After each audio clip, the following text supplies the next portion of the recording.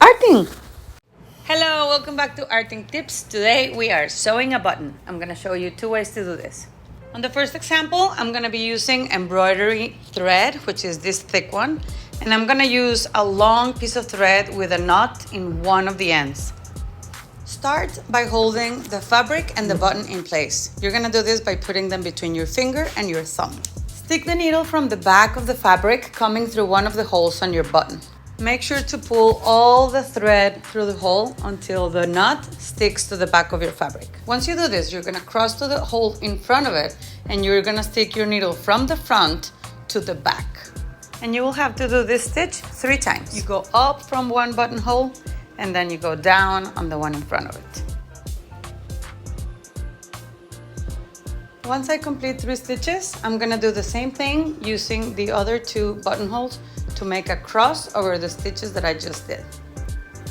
And I'm also going to repeat it 3 times. You could do more stitches, but I wouldn't recommend doing any less. Now, as you can see, my button is attached. I have to do my final knot on the back. Here's a video with more details on how to do that knot. But basically, you make a tiny stitch on the back of your project and you're gonna pull your thread until there's just a loop left. When you have that loop, you make your needle go through the loop and you pull gently to make a knot. You have to do this step 3 times. When you finish, cut the extra thread and we are done with example number 1. Let's move on to example number 2, where I'm gonna be using some regular floss or thread and we're gonna make a knot on the back with both of the ends together. Grab your fabric and button between your index finger and your thumb. You're going to stick the needle through the back of the fabric coming through one of the button holes. As you can see, this button only has 2 holes, so this is a pretty simple one.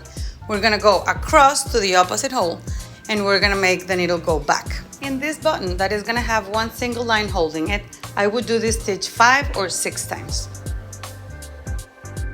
Sometimes it can be hard to find your place, but keep trying.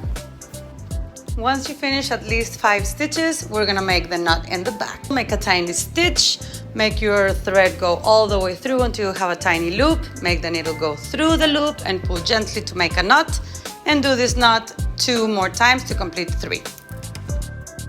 Cut the excess thread and you're done.